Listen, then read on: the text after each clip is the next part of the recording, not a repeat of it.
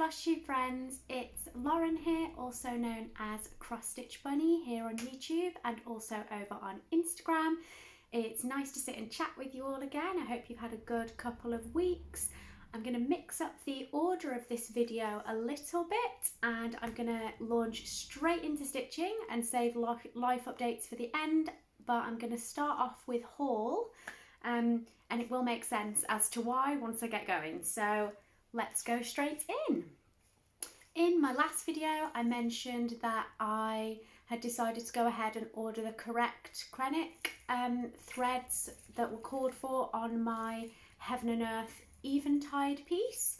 I won't be showing you that whip today because I've not done any work on it in the last 2 weeks, but all my threads have arrived. So I've got like 7 or 8 spools of the pearl colour in here, which is 032, and then at the same time I ordered a couple of others, this nice sparkly blue and a sparkly gold there for another project, which is a Mirabilia. I just thought I may as well get them at the same time, so they have arrived. Second piece of haul is this lovely kit, a Newton's Law kit, and I think they're quite old because I remember these being around like before my 6-year stitching break, and I do like them. I've not stitched one before, but this one is All Creatures Great and Small. Sorry about the glare there. And it is just Newton the bear with all the little birds, kind of using him as a feeding station. And I just thought that was really sweet. I got this from somebody's detash on a Facebook group. It was a really good price and I just couldn't resist it, even though I'm supposed to be stitching from stash. So yeah, there's just that one little kit. And then this is where it's going to make sense that I've started with haul. So I got my subscriber issue of Cross Stitcher. So this is the latest issue. And there's a few lovely things in here that I think I can see myself stitching. So they are added to the increasingly long to-do list. But when it arrived, I saw this little birth sampler hoop. Sorry about the glare, with the bunny. That's a bit better yet, so you can just see it here. I saw this little hoop with the bunny in and just thought it was really lovely, and decided that that would be a great thing to stitch for an upcoming birthday party that my little girl is attending. So there's a better picture here, if I can get it to focus. So this is the hoop, and yeah, I decided that I was going to go ahead and stitch that immediately to hopefully get it ready for Saturday. So today is the 31st of March, it's the last day of the month.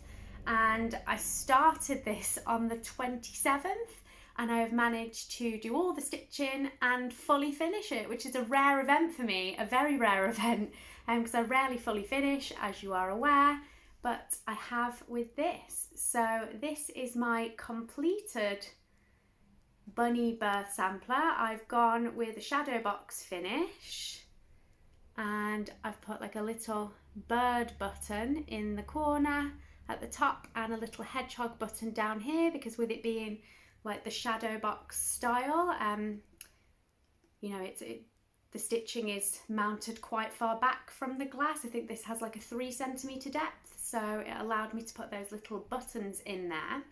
Now you may be looking at this thinking it looks distinctly oval, which it does, and it was a round design, so I will explain how that has happened, which was not planned, it was unforeseen. But so this design is, I think it's 61 by 61 stitches, so it should be a perfect circle. It's the same stitch count in both directions, and I stitched the bunny and I was pleased and it was looking great. And then when I started adding in the leaves and the foliage to make the wreath that's around it, started thinking to myself, like, this doesn't look right, it looks a bit strange, and I couldn't understand it because I hadn't miscounted, like I double checked my counting.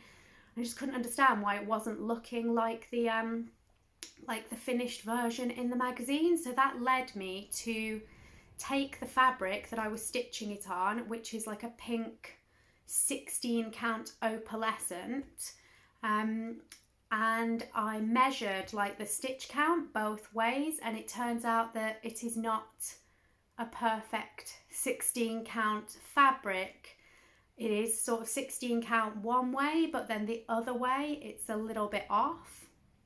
And so each individual stitch, when you're stitching it, they still, like, to the eye look square. Like, you don't look at the individual stitches and think that they look rectangular, but it's just very, very slightly off. So over the course of stitching an entire design, obviously that then becomes more obvious when you're looking at the final piece, because it's a cumulative effect. So with every stitch being ever so slightly out and not a perfect 16 count square, do you know, by the time I've got to the end of my design, as you can see, we don't have a circle, we have a rectangle, and my finished piece on this 16 count has ended up being like 4.2 inches tall and 3.5 inches wide. So it's almost a full inch taller than it is wide. I must admit that I was like a little bit disappointed, obviously, because it's just annoying to find out that the fabric that you're using is essentially defective. I'm hesitant to say where I got this from because I don't want to bash anyone. I will say that I did contact the seller of this fabric and explain the problem, and I did get a response, which, to be fair, was the offer of a full refund. So I can't really say fairer than that. I did decline and said, you know, I will just keep it and be careful about what I choose to stitch on it in the future, only because my stash, in all honesty, is so unorganized that I'd done quite a big order of this fabric. I had got multiple pieces at the time, like months and months and months ago. It was like way back. I think I may have even bought this before I started doing Flosstubes. So it was quite some time ago that I bought all this, and I bought it in numerous colours, and my stash isn't that organised. I don't know where all the pieces are. So as much as I was offered a full refund, which I can't say fairer than that, I'm not in a position to be able to quickly find it all and send it back without just absolutely turning my house upside down. So I decided from that perspective, it's just not worth it. I will still be able to use it for some things. My Lizzie Kate piece, Let Them Be Small, I stitched on this same fabric, and that was many months ago. I think that may have featured in like my first or second Flosstube, like around that sort of time. And that was stitched on the same fabric but in green, and with that design I didn't notice a problem whatsoever, although the seller did confirm to me that they have spoken to their manufacturer, not off the back of my feedback, but they have previously been made aware of this problem, and the manufacturer has confirmed to them that yes, it's not a perfect 16 count, like the squares are not perfectly square, like the manufacturer has acknowledged that. So yeah, I'm just slightly disappointed, because I think anyone that's buying cross stitch fabric just expects as a given that if something's advertised as a certain count, then that's what it will be. This isn't, and the manufacturer has made the seller of this fabric aware that that isn't the case, but there's still no disclaimer. As of when I checked a couple of days ago, there was still no disclaimer on the listings within that Etsy shop to actually let people know that, you know, it is very close to 16 count, but it's not quite right. And, you know, it's a perfectly usable fabric for cross stitch. As I said, my Lizzie Kate piece, which was just words rather than a picture and was not a perfect circle, you couldn't see a problem at all. So, you know, it's still very usable, but I just think that a disclaimer should be given when selling it, because if you are trying to do something that is, you know, a perfect circle or a perfect square, you're not going to get that result on this fabric, and also you're not going to know until you've spent hours and hours stitching on it. This piece took me 7.5 hours to stitch, and about 4 hours of that was the bunny, which I did first. So I'd already stitched the entire bunny, spent 4 hours on it before I started putting the foliage in. And then it wasn't until I'd completed like the entire bit at the bottom, probably like another 1.5 hours to 2 hours, because there's more at the bottom than the top. It wasn't until I'd completed the foliage at the bottom that I actually realised that the shape was coming out wrong. So yeah, I just find that a bit disappointing, and in my personal opinion, it is a little bit deceitful knowing that this could happen to someone stitching and just not mentioning it. And if it was mentioned, that would be perfectly fine.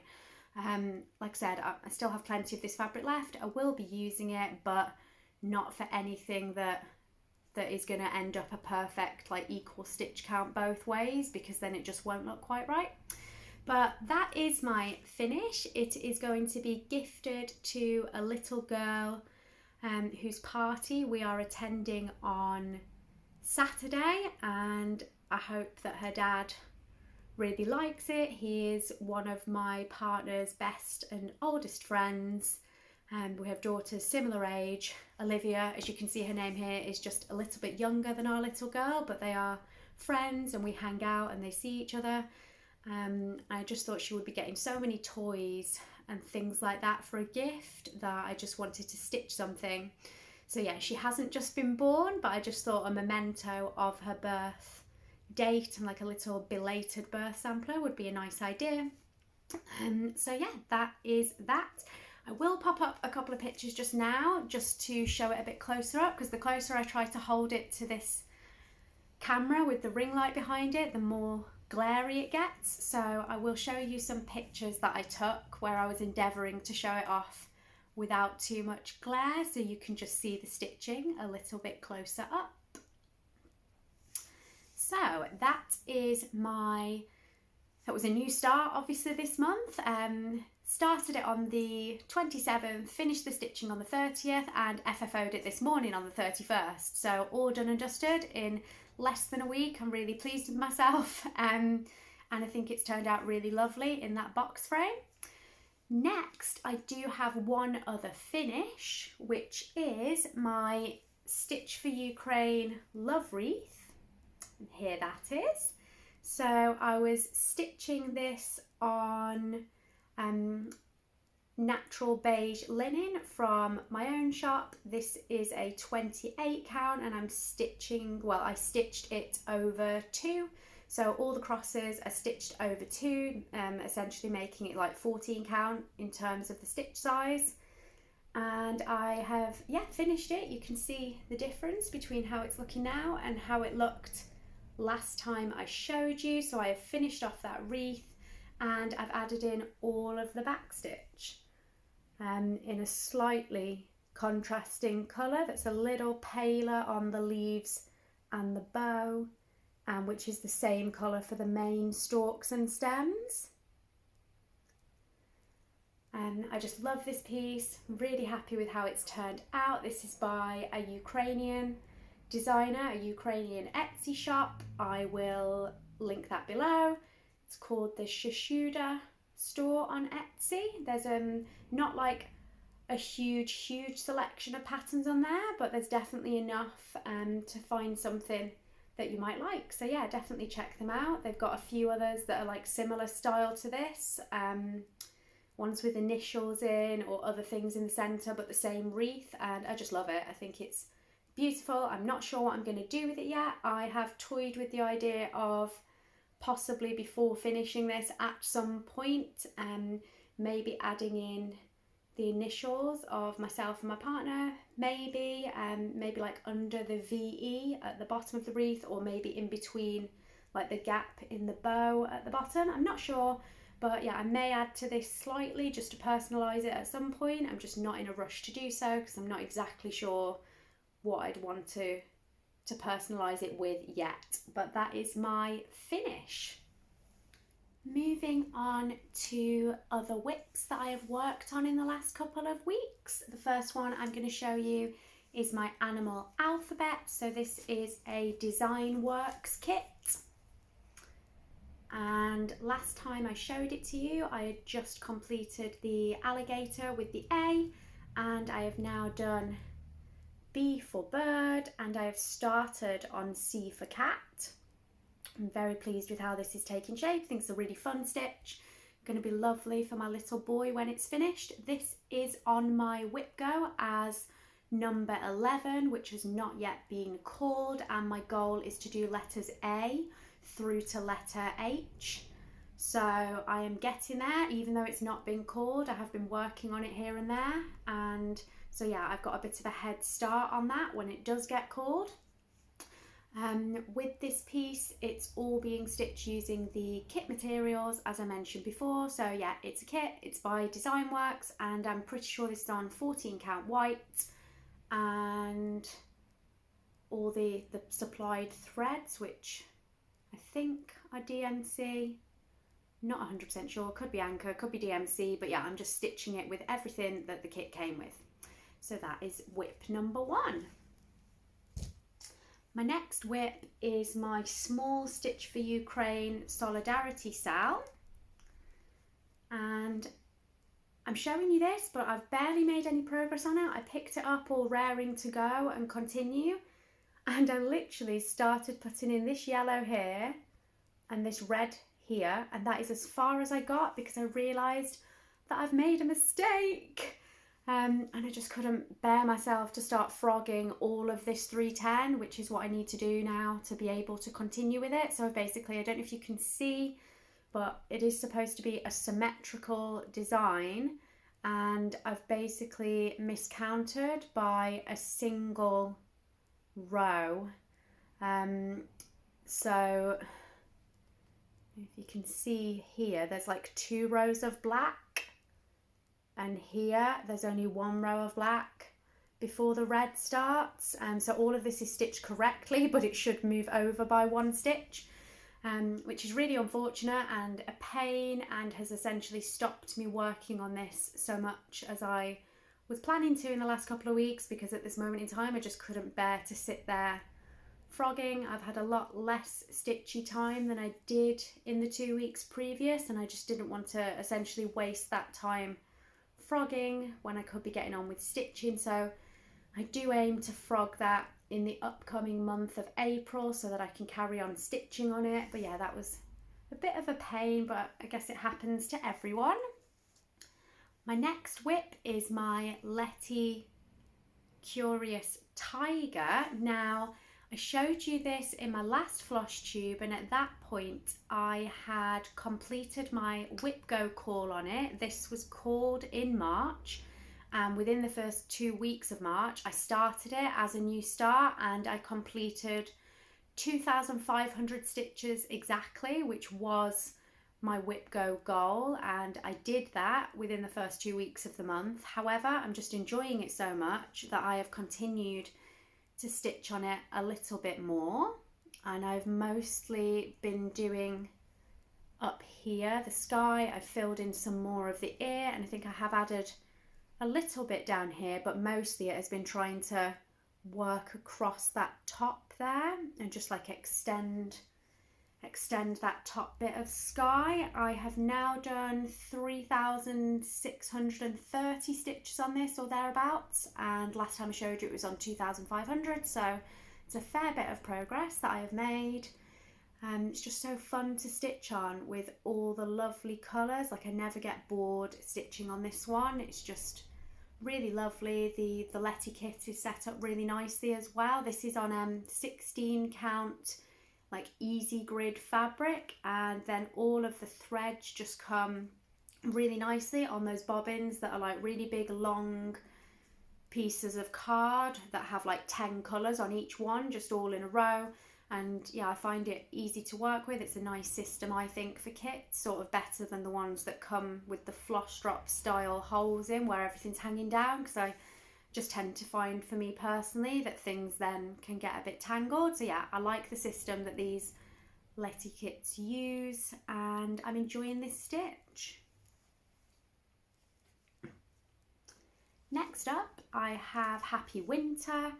This is by a Russian designer. I cannot link below because I believe that all Russian shops are currently suspended, so I'm not even sure at this point which shop I bought this from. They've kind of all disappeared for the moment. So I've done a little bit more work on this. Last time I showed you a couple of weeks ago, I'd started adding in like pink bits on the toes and some on the cheeks, and I'm pretty sure that since then, from memory, I think it's this bunny here at the top that I've started to work on. I've done more filling in on the grey added a little more detail to the other bunny down here. And yeah, I've just generally just plodded on with putting a few more stitches into this. So you won't see a massive difference, I don't think. But yeah, there are a good couple of 100 more stitches in here, maybe like 500 or 600 stitches since I last showed it. That leads me to my last whip that I have worked on this month, which I am really happy to have back in my rotation. This is my Mirabilia Ella the Frog Princess. I have done not too much on her, but several hours, and you'll be able to see, if I put this over here and put a comparison up, you'll be able to see exactly how much more I've done and how it's taking shape. So yeah, really pleased with this, and I just love my fabric choice. This is a 32 count hand dye in like a greyish green and like pink fuchsia combination. I just think it works really well with the fuchsia flowers on her dress, and I just think the gold and white dress is standing out really beautifully on this piece. So yes, very pleased with this. And that is all my whips. So I've already done haul. I have obviously updated my Whipgo. This is not a new printout. I need to print out a new one, but these are my 2 calls for this month in terms of Whipgo. So I have number 10 is my seasons of adaptation. So I've taken the 4 seasons of patterns by Emma Congdon, also known as Stitch Rovia, and I've made them into a single piece for me to stitch, omitting some squares that I wasn't too bothered about and just using my favourites. And my goal that has been called for April is to stitch 10 more squares. I think so far on that I have stitched 4, so the goal is to get to 14 completed squares by the end of this month. My other call has been number 7, which is my Cornish Folkies piece, and that is a River Drift house kit, and that is inspired by Poldark, which I'm sure a lot of you are familiar with. And yeah, my goal on that isn't too major. It's 5 hours of stitching, so I'm quite pleased that both my Whipgo calls for this month have been quite small and manageable goals. 5 hours on Cornish Folkies, I can do that in a couple of evenings having a good sit down, so it should only take me maybe 2 or 3 evenings. I tend to usually get about an hour and a half to 2 hours stitching in front of the TV after dinner when the kids are in bed. So yeah, 2 or 3 evenings I can complete that goal. And to do 10 squares on my seasons of adaptation. So far I've not stitched on it for a good while, but I know that when I was stitching it, single squares, depending on how many colour changes and how much detail in that square, they were taking me sort of between an hour and 20 minutes and like 2 hours and 20 minutes, depending on the level of detail in that square. Some of them are just squares of a solid colour, which obviously take less time because you can just zone out and stitch the square. So yeah, I mean 10 squares on that is going to be probably somewhere around 20 hours, I guess, if you average it out. So 25 hours stitching across the whole month in terms of my Whipgo goals. That is probably how long they will take me. It's definitely very achievable if I decide to concentrate on those and work on those before I pick up anything else. Although I do have the retreat this month, so I am attending the Not Only but also Mirabilia retreat in Northampton. That is on the weekend of the 9th of April, so it's less than 2 weeks away now. I'm really excited. There is like a mystery box swap for which they gave a list of, I think it was 9 items, and each item has a theme. So like the first item that you put in your box is something frog themed, and then another one was something yellow and something stitch related, because they don't all have to be stitch related, they can be anything that follows the theme. Another one was 8 of something because it is the 8th retreat, I think, of this particular retreat. I think it's the 8th one that they are doing, it's 8th year. So yes, I have been getting my mystery box ready, and the idea of those, it's not compulsory, but at the retreat everyone who wants to join in takes a mystery box, and I assume they all just get put on a table. I'm not sure how it's decided who picks first or whatever, or whether it's like a lucky dip. I don't know, but I just know that everyone who gives a box receives a box, and I just thought that it seemed like quite a fun idea. I wanted to join in, so yeah, I've been having fun preparing my mystery box for that. I hope whoever receives it likes it. I've tried to make it nice. Yeah, so I'm not sure how much I'll be concentrating on these Whipgo goals because of that retreat. I do want to take my Mirabilia along and stitch on that obviously while I'm there, and maybe my tiger and a couple of other things like these Whipgo projects I will not be taking to that. Obviously there's plenty of other days in the month. It's only one weekend of the month that I will be on that retreat, but I just have a feeling that if I get a good portion of my Ella Frog Princess done at the retreat, I'm going to want to continue with her afterwards, so I can see that she will be getting quite a lot of attention this month. In terms of Whipgo in general, I haven't had anything else crossed off since I saw you in the last 2 weeks. My March goals were the tiger, which I had finished by the time I did my last Flosstube, but the other goal was for my Heaven and Earth Eventide, and as I said, I've not been working on that the last couple of weeks, so that is still a goal that is in progress. So I think all that is left to do, this has been a much quicker one today than usual. The only thing left to do is a short life update for those of you who are interested. So we have the puppies, they are still here.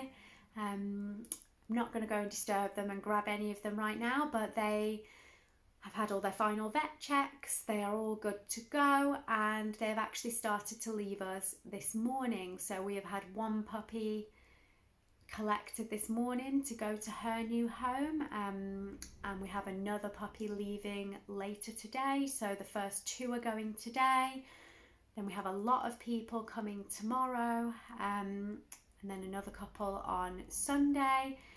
There are still a couple of puppies that will be staying with me a bit longer.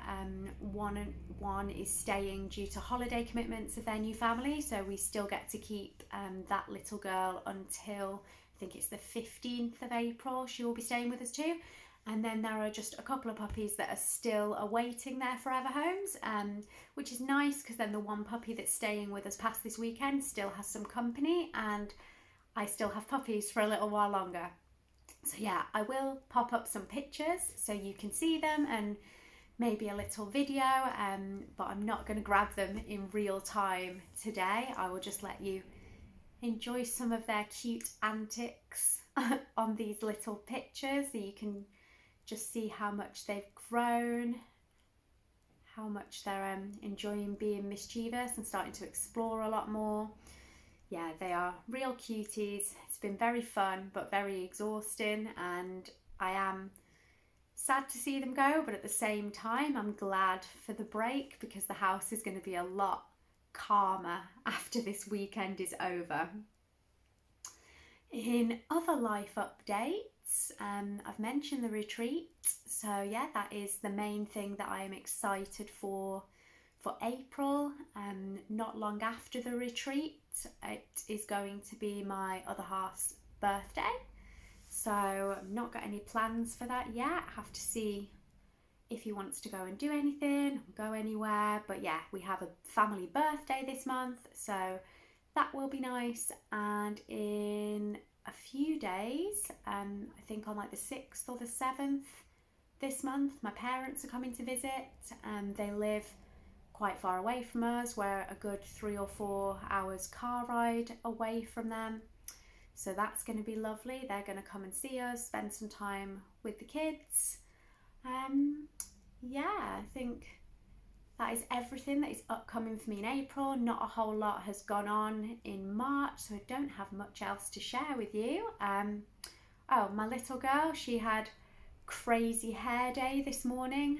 Well, today she had crazy hair day at nursery. One of her ladies that works in her room in the nursery is leaving. It's her last day today, and they decided to do a crazy hair day for them to just have a bit of fun on her last day. So I was up earlier than usual this morning, and I get up really early anyway, but we're up earlier than usual. Little girl's usually up a lot later than little boy, who always has me up too early, but I had to get her up earlier than she usually stays in bed this morning so that we had time to do her hair. I'll show you some pictures, although it was difficult to get her to stand very still, but we've gone for a very stylish look with pink and green sort of hairspray, although the green one came out blue, and it definitely said green on the can. It said pastel green, and I bought the pastel pink, and the pink has worked well, but the green is very much blue.